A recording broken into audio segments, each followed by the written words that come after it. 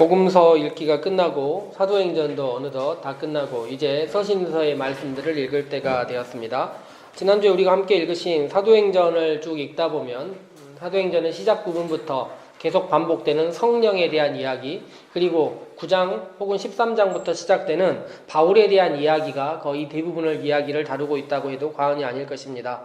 우리는 다음 주부터 바울의 서신들을 계속 읽어가면서 바울에 대한 이야기를 지속적으로 다룰 것이기에 오늘은 성령에 대한 이야기, 사도행전의 반 정도 혹은 사도행전의 거의 대부분의 주제를 이끌어가는 성령의 역사에 대한 이야기를 하도록 하겠습니다.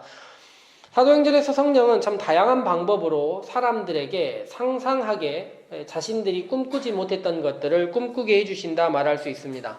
그런데 이 사도행전에 꿈꾸었던 이 많은 상상들, 그 많은 생각들, 그리고 꿈이 현실이 되는 이 많은 일들은 이미 사도행전 이전에 구약 성경의 많은 예언자들이 꿈꾸었던 일들입니다. 우리가 예언서의 말씀을 읽었을 때 이 예언자들이 상상하고 꿈꾸었던 일들이 시간이 지나고 몇백 년이 지난 다음에 이 사도들에 의해서 다시 한번 상상하게 된 것입니다. 복음서에서도 이미 예수님께서는 예언서의 이야기들을 함께 상상하시고 같이 꿈꾸셨고 그 일들을 현실로 이루신 것을 볼 수 있습니다. 제가 이미 여러 번 이야기를 드렸지만 혁명, 예수님이 하신 놀라운 일들, 이 모든 것들은 갑자기 새로운 걸 만들어내는 것이 아니라 이미 있었던 변화를 따라잡고 함께하는 것이라는 것을 기억해야 될 것입니다. 예수님께서는 가난한 자들에게 복음이 전파되고 포로된 자에게 자유가 전파되고 보지 못했던 자들이 보게 되고 눌린 자들이 자유롭게 된다. 이 이사야의 말씀을 함께 하셨는데 이 말씀이 정말 상상이 아니라 과거의 옛날 이야기가 아니라 오늘 이 자리에서 이루어졌다 이야기를 하는 것입니다. 그런데 복음서를 쭉 읽다 보면 아실 수 있는 것이 예수님께서 오늘 이 자리에서 이루어졌다 이야기는 반복했는데 그 이야기가요, 예수님이 잠시라도 보이지 않으면 실패해버렸다는 것이 문제였던 것입니다. 복음서의 이야기 중에 가장 놀라운 이야기 중에 하나인 예수님께서 높은 산에 올라가시고 그 자리에서 예수님이 변화하신 이야기가 있습니다. 함께 했던 제자들이 이야기하지 않습니까? 여기다 초막 짓자 이야기도 하고 자기들이 무슨 말 하는지 알지 못할 정도로 높은 산에서 변화하시고 예수님의 모습에 광채가 나는 이야기가 있습니다. 그런데 그 위에서 그 아름다운 일이 벌어졌을 때 아래쪽에 제자들이 남아 있었거든요. 제자들 가운데 3명만 데려가고 9명이 남아 있었는데 남아있던 제자들은 자신들의 무능함을 아주 절실하게 경험하고 있습니다. 사람들이 와서 나중에 예수님께 일러 바쳐요. 당신의 제자들은 못했습니다. 이게 얼마나 치욕스러운 일입니까? 예수님의 명령, 예수님과 함께함 아니면 아무것도 못했던 사람들이라는 것입니다. 어찌 보면 제자라는 타이틀은 가지고 있지만 그들의 삶이 오히려 더 슬퍼질 수 있다 이런 생각이 들기도 하고 예수님의 명령을 따르지 못한 것뿐만 아니라 반대의 길, 배신하고 부인하는 길을 가기도 했던 것을 경험할 수 있습니다. 그런데 그 제자들이 사도행전에서 성령을 경험한 다음에 하나하나 변화되는 이야기가 나옵니다. 사도행전을 쭉 읽어보셨기 때문에 아실 수 있지만 2장에서 성령이 역사한 다음에 3장에요. 베드로가 성전에 가는 이야기가 나옵니다. 성전에 걸어가는 베드로가 나오고 베드로가 나면서부터 걷지 못하는 사람을 만나요. 이 사람이 구걸하러 있기 때문에 베드로가 무엇을 줄까 하여 보고 있었다 이야기를 하고 있었습니다. 그런데 베드로가 이 나면서부터 걷지 못하는 사람에게 일어나 걸으라라고 얘기를 해요. 그리고 놀랍게 이 사람이 일어나서 걷습니다. 베드로는 이전에 이런 기적을 베풀어 본 적도 없고 그런 상상도 해본 적이 없었습니다. 베드로가 기적을 베푸는 이야기는 이 다음에 나오기 시작하는 거예요. 그런데 어떻게 베드로는 하지 못했던 일, 상상도 못했던 일, 이런 일들을 하게 되었을까요? 성령이라는 것은 베드로에게 자기 자신을 먼저 보게 만들어주는 것 같습니다. 베드로가 자기 자신을 한번 살펴보았더니 자기 자신이 예수님과 함께 했다고 하지만 이미 과거에 자기가 어떤 사람이었을까요? 자기가 올바로 걷지 못하는 사람이었다는 거예요. 올바로 보지 못하는 사람이었다는 것입니다. 저는 그 성전 미문에 앉아 있었던 사람이 걷지 못하는 사람이 아니라 보지 못하는 사람이었다 하더라도 베드로가 똑같이 예수의 이름으로 말하노니 보라 말했을 수 있다고 생각합니다. 왜냐하면 베드로는 그 전에 상상하지 못했던 자기 자신의 변화를 이미 경험한 것입니다. 그래서 은과 금은 내게 없거니와 은과 금은 베드로가 상상하지 않은 거예요. 베드로가 은과 금이 가득한 세상을 상상한 것이 아니라 보지 못하는 사람이 보게 되고 가난한 자에게 복음이 전파되고 눌린 자들이 자유롭게 되는 그 세상을 상상하고 자기가 그렇게 된 것입니다. 그러니 내가 이렇게 상상하고 내가 이렇게 변화되었으니 여러분도 할 수 있습니다. 그래서 보지 못하는 자 일으키고 걷지 못하는 자 일으키는 삶을 살게 된 것입니다. 이 사람들이 상상했던 세상이 그것이었고 성령은 그 세상을 이룰 수 있게 해주었다는 것입니다. 이 사람들이 살았던 세상이 참 놀라운데 2장 마지막 절 그리고 사도행전 앞부분을 보면 성령이 함께한 교회가 어떻게 하냐면 서로의 필요를 돌아보아 서로를 돕기 시작합니다. 그랬더니 어떤 일이 벌어지냐면 이 교회 밖에 있는 사람들, 제가 지난주에 얘기 드렸듯이 이 교회라는 사람들이 어마어마한 무리는 아니었던 것 같아요. 그런데 교회 밖에 있는 사람들이 교회에 대해서 두려워하기 시작합니다. 그 신앙 공동체가 서로를 돌보고 서로의 필요를 알아봐주고 그리고 상상하던 일을 현실로 이루어가는 이것들을 보고 사람들이 놀라기 시작하는 거예요. 그래서 첫 번째 두려워하고 두 번째 그들을 칭송하는 것을 볼 수 있습니다. 어찌 보면 지금 우리가 살고 있는 한국 교회의 정반대 모습을 보고 있는 것 같은데 한국 교회를 두려워하는 사람들이 어디 있습니까? 한국 교회를 칭찬하는 사람이 어디 있습니까?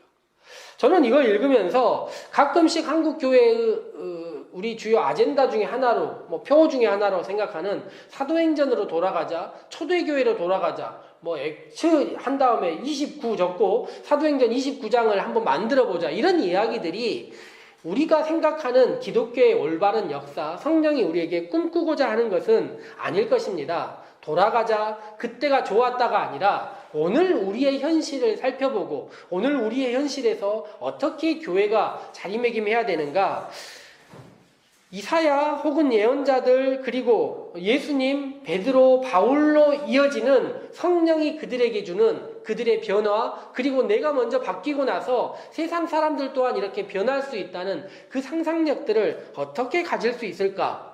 이것을 오히려 사도행전을 원하는 것이 아닌가. 초대교회로 돌아가고 그 자리로 가는 것이 우리에게 필요한 것이 아니라 과거가 아니라 미래를 바라보고 성령이 오늘 우리에게 주시는 것이 무엇인가를 살펴보는 것, 그것을 상상하는 것, 이것이 사도행전이 원하는 것이 아닐까 생각해 봅니다.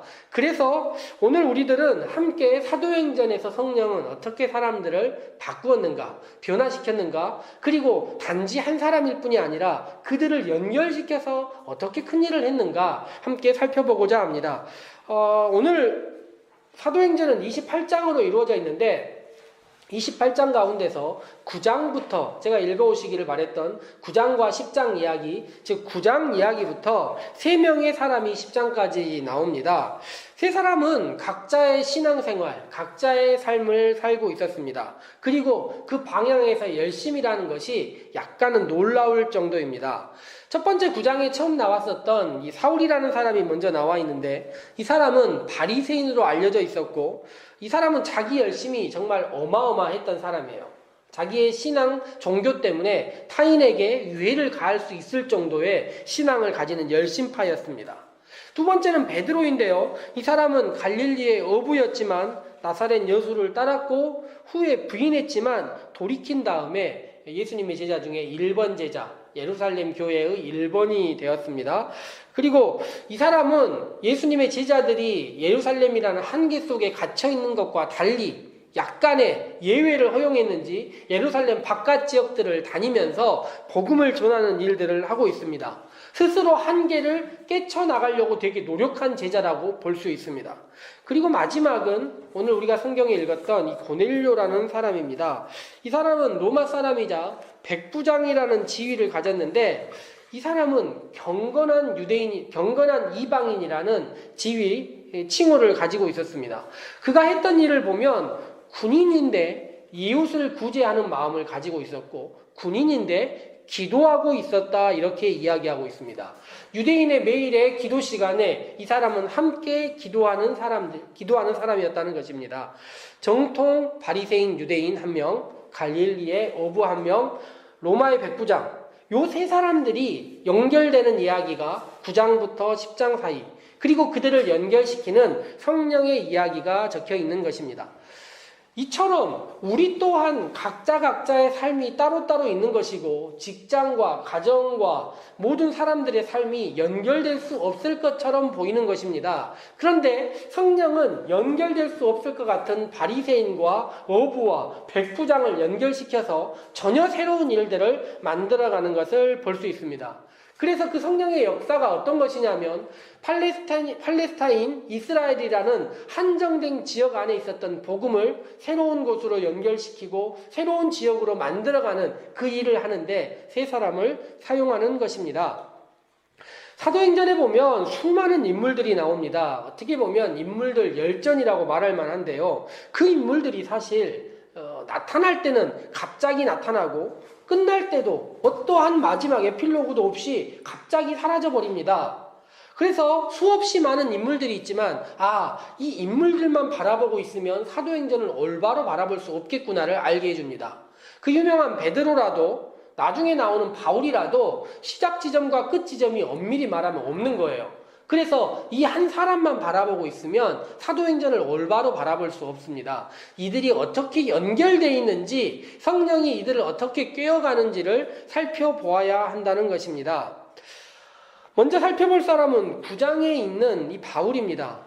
바울은 그의 눈에서 예수님을 만난 다음에 나중에 아나니아에 의해서 안수받고 눈에서 비늘이 벗겨진 사람이라 알려져 있는데, 제가 이야기를 여러 번 드리는데 비늘이 하나가 아니라 비늘들이 벗겨진 사람입니다.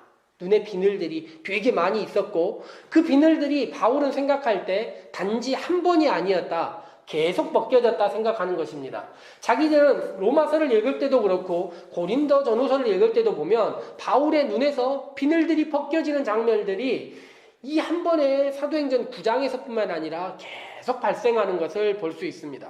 그래서 바울이 원래 가지고 있었던 자신의 열심, 그것이 편견이었고 오만이었고 교만이었는데 고린도전서 읽다 보면 뭐라고 이야기하냐면 고린도전서 15장에서 바울은 예수님 만난 다음에 나는 날마다 죽는다 이야기를 해요.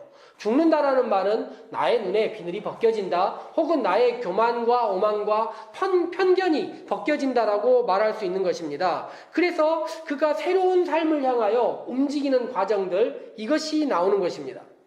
그런데 이 바울이 뭔가 움직이려고 준비하고 있는 하나의 사람으로서 하나님께서 준비시켰는데 9장에서 바울이 이렇게 바뀌었는데요. 바울이 바로 가서 복음을 전하기에는 무엇인가 준비되지 않았습니다. 그 다음 과정이 9장, 10장, 11장에 나오는데 그 다음 사람이 누구냐면 정말로 낯선 이름, 사도행전에서 한 번도 나오지 않았었던 사람, 고넬료라는 사람입니다. 오늘 우리 주보에 고넬료, 환상을 본 고넬료 이야기가 나왔는데 정말 고넬료가 환상을 경험할 때 놀라듯이 정말 성경에서 이 고넬료가 나타나는 것도 놀라운 장면이에요. 계속 제자들 이야기 아니면 집사들 이야기, 변화된 사도 이야기하다가 갑자기 고넬료가 딱 한 번 나오고 여기 나온 다음에 다시는 또 나오지도 않습니다. 이 사람 왜 여기 나와 있나 고민할 수밖에 없는 거예요. 그런데 이 사람이 갑작스럽게 나타난 사람이 로마 백부장, 즉 로마의 군인이었다는 것입니다. 그런데 이 군인이라는 일과 구제, 기도라는 건 사실 잘 어울리지 않습니다. 그런데 이 사람이 자기의 신앙, 보통 로마인들이 가지고 있었던 황제 숭배라는 기본의 전통, 그리고 그 체계 안에 있는 것을 넘어서려는 어떤 노력이 있었던 것 같아요. 경건하다는 말 속에 있는 것이 무엇이냐면 이방인으로서 하나님, 유대인의 하나님을 섬기려는 마음을 가지고 있었던 사람들을 통상적으로 경건하다고 이야기하는데 이 사람에게 환상이 경험됩니다. 이 환상을 경험한 다음에 이 사람이 어떻게 합니까? 베드로를 초청합니다. 그런데 뒤쪽 읽어보면 알 수 있듯이 이 사람이 베드로를 초청하는데 어떻게 하냐면 자기 주위에서 자기 이웃들, 친척들을 모두 모아놓고 베드로를 초청하는 것을 볼 수 있어요. 또한 그 다음 이야기를 보면 뭐라고 나오냐면 우리 읽은 말씀 마지막쯤에 집안 하인 가운데 경건한 사람이 있다고 얘기를 했어요. 이 사람 자기만 하나님을 섬기는 것이 아니라 자기 주위에 있는 사람들도 함께 하나님을 섬기고 자기 친척들과 이웃들 함께 그런 일들을 향하여 무엇인가 노력을 하고 있었던 사람이라는 것입니다. 이 사람이 어떻게 하냐면 자기 자신, 로마라는 정치 체계 그리고 자기의 신분을 넘어서 새로운 일을 위하여 그가 움직입니다. 베드로를 초청하는 일입니다. 이 고넬료를 만난 이야기 10장에 있고 바울의 회심 이야기가 9장 앞쪽에 있는데 그 가운데 이 둘을 연결시키는 하나의 이야기가 있습니다. 그 둘을 연결시키는 이야기가 베드로의 이야기입니다. 저는 9장 이야기를 읽으면서 이것은 흡사 베드로의 회심 이야기와 같다. 자기 자신이 바뀌는 이야기와 같다. 이렇게 생각했습니다. 사람들이요. 제가 사도행전과 뒤쪽 이야기를 읽으면서 이런 이야기를 계속 드릴 수밖에 없는데 한 번 바뀌는 것, 즉 예수님을 믿고 회심한 이야기, 이게 쉽지 않습니다. 그런데 회심한 다음에 바울처럼 매일매일 죽는 것, 이것이 오히려 더 어려울 수 있는 거예요. 베드로는 예수님 만났다고 얘기하고 자기 자신의 틀을 깨보려고 나름 노력했습니다. 그래서 9장에서 어떤 일이 있냐면 앞쪽에 바울의 회심 이야기가 나오는데 뒤쪽에 베드로가 변화된 이야기가 나와요. 베드로가 예루살렘이라는 지역을 떠나서 새로운 지역을 향하여 계속 이동을 합니다. 이동을 하다가 어떤 일 하냐면 욥바에 가는데 욥바에 놀라운 이야기가 있어요. 다비다라는 이름의 여제자가 있다 이렇게 적혀 있습니다. 성경에 이렇게 여제자라는 이름이 흔치 않습니다. 성경을 기록했던 사람들은 한계 안에 머물러 있었던 사람들이고 이미 성경을 기록할 때만 해도 남자라는 이 형태가 교회의 기득권으로서 자리 잡고 있었기 때문에 여자에 대해서 여제자라고 쓰기가 쉽지 않았던 것 같습니다. 그런데 이 사람을 이렇게 기록한 대표적인 이유가 베드로와의 영향력 그리고 베드로 때문에 어떤 일이 벌어지냐면 죽었다가 살아나는 일이 벌어져요. 그런데 이 일이 참 놀랍습니다. 베드로가 했던 일이 무엇이냐면 추후에 보면 베드로의 한계 안에 어떤 것이 있냐면 자기는 부정한 것, 속한 것 이런 것들을 애써 거부하고 싶어하는 삶이에요. 그래서 하늘에서 내 귀퉁이에 뭔가가 내려오지 않습니까? 그런데 이 사람이 뭐라고 얘기하냐면 자기는 어렸을 때부터 이렇게 부정한 것과 함께 하지 않으려고 되게 노력했다는 거예요. 그런데 베드로가 한 일이 무엇이냐면 죽은 시체와 가까이 하는 일을 했습니다. 시체와 가까이 하는 일을 하고 시체와 단둘이 있으면서 시체를 위하여 기도하는 일을 했어요. 부정함과 정함의 경계를 넘어선 것입니다. 예수님이 했던 이야기들 가운데서 밖에서 들어가는 것이 나를 더럽게 하지 않고 안에서 나오는 것이 너를 더럽게 한다는 것을 베드로가 실질적으로 느낀 거예요. 그래서 베드로가 그 다음에 어떻게 하냐면 베드로가 어디에 머물렀다고 성경에 적혀 있냐면요. 무두장이 시몬이라는 사람의 집에 머물렀어요. 무두장이가 뭐냐?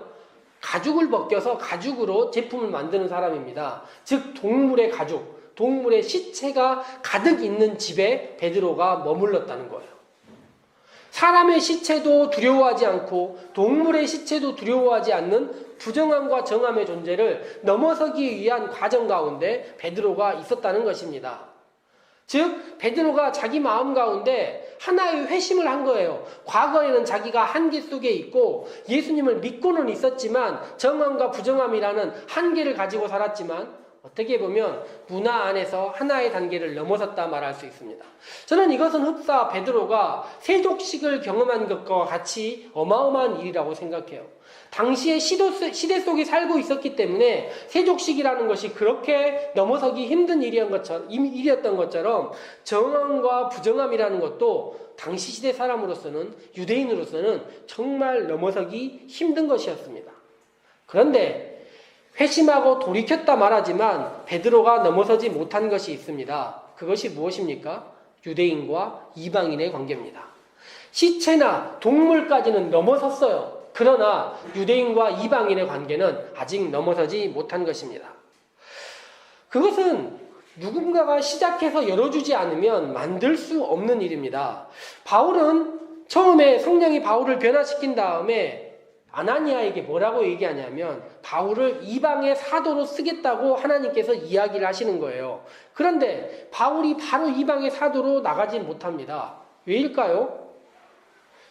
맨 처음 이방의 사도로 사용돼야 될 사람이 베드로라고 이야기하고 싶은 것 같습니다. 성령은 무척 바쁘게 9장 10장에 움직여요. 바울을 바꾸고 그 다음에 베드로 바꾸고 그 다음에 고넬료를 바꾸는데 이 세 사람을 유기적으로 만나고 세 사람을 함께 있게 해서 어떤 조각을 맞춰가듯이 세 사람의 이야기들을 맞춰가는 것입니다. 고넬료의 오후 3시 시간에 고넬료가 기도를 합니다. 그리고 고넬료가 기도가 끝난 다음에 베드로에게 사람을 보내요. 둘 사이의 거리는 약 50km 정도 됩니다. 그리고 그들이 고넬료에게서 보냄받은 사람들이 베드로에게 갈 때쯤 베드로는 정말 기도해야 될 시간이 아닌데 기도하러 옥상에 올라갑니다.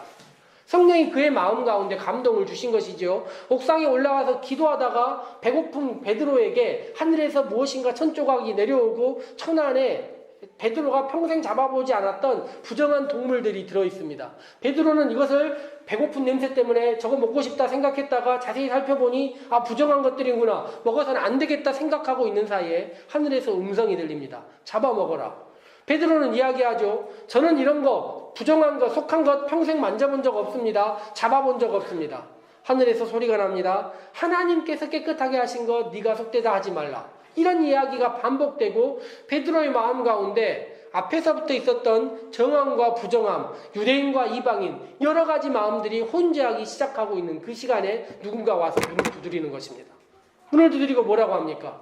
이방인이 당신들을 향하여 찾아왔다는 것입니다. 고넬료가 찾아왔다는, 자기를 보냈다는 이야기를 듣고 베드로의 마음 가운데 갈등이 있었을 거예요. 따라가야 되나? 어떻게 해야 될지 모르는 사이에 베드로는 이미 한 발 들어가 버립니다. 어떤 일이에요? 이방인들을 자기 집으로 초대하고 이미 유숙하게 만드는 것입니다. 이미 한 발 들어간 다음에 다음날 베드로가 그들과 함께합니다. 그리고 나서 10장에 우리가 읽은 뒤쪽 이야기를 보면 베드로와 이방인들의 만남이 이루어집니다. 성령은 베드로를 통하여서 아낌없이 이방인들에게 은혜를 끼쳐줍니다. 함께 꿈꿀 이방인들을 만들어주시고 성령이 예루살렘에서 그렇게 했던 것처럼 새로운 가이사랴에서, 요빠에서, 그들이 알지 못하는 안디옥에서 함께 꿈꿀 사람들을 끝없이 만들어주는 것을 볼 수 있습니다.